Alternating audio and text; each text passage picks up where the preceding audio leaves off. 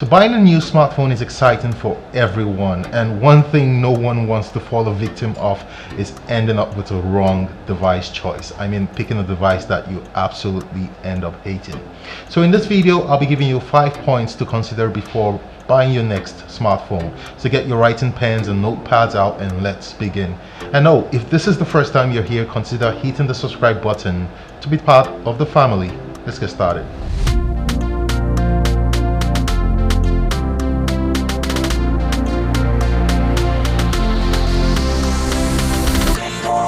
So we've probably all experienced buying something you thought was a designer t-shirt. Take an Adidas t-shirt for instance, and later found out that you actually bought an Adidas t-shirt instead. This actually happened to a friend of mine. So although this video guide isn't about counterfeits, it should help you make a better decision in picking up that next device.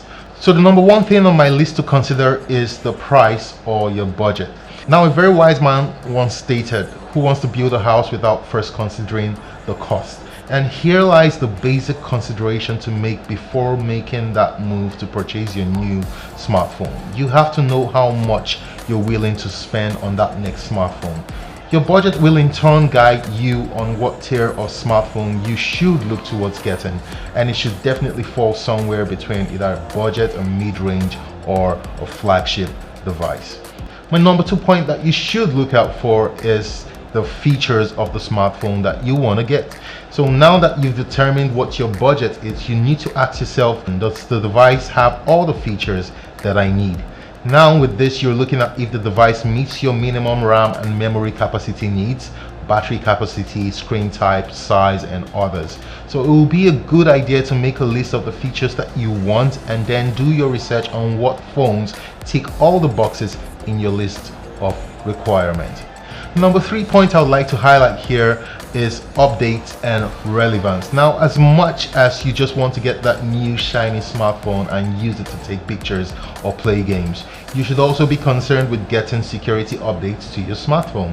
Now, I cannot overemphasize the importance of having security software updates pushed to your device on a regular. So a good start will be to do a research or check on that smartphone brand to see if they regularly push out updates to their smart devices. A lot of smaller brands out there do not really care about pushing out updates, especially to their low-end phones, and this is mostly because they do not have the resource to employ developers to continuously put out updates to every smartphone that they release. The bigger brands, however, have the resource to do this, so the likelihood of you getting updates from the bigger brand names is quite higher. This makes me wonder why all the smaller smartphone brands don't just join the Android One program, which in turn helps their devices stay relevant for longer. At least you get 2 years of security and software updates. So another point to take out of point 3 here is consider getting a smartphone that is a part of the Google Android One program, and you should be fine with OS and security updates for at least 2 years.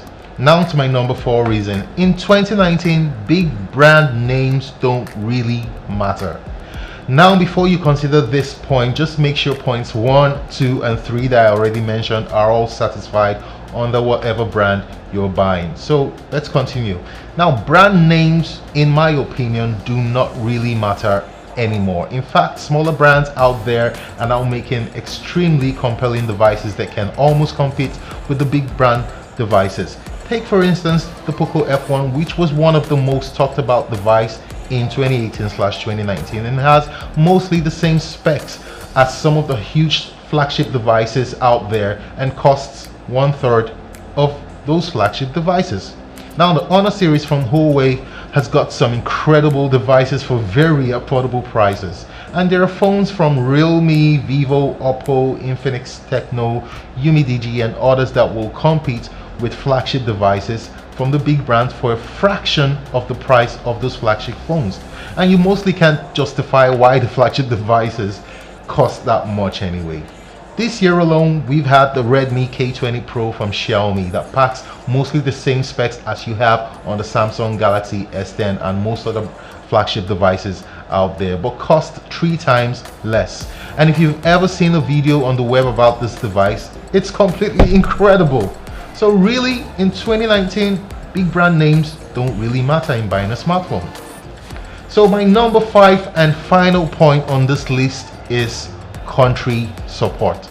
Yes, you heard it, country support. It's very important, but lots of people don't realize this, but this is probably the biggest point that you should consider when getting your next smartphone. If a brand has no presence or support in your country, just know that you are stuck with your device if it develops any fault without you being able to fix it. This gets really bad because you can't even get something as simple as a screen protector or a phone case for your device. You'd have to be reaching out online to have them imported to protect your device. Now, where number 5 shouldn't be a discouragement is if you're a tech reviewer like me.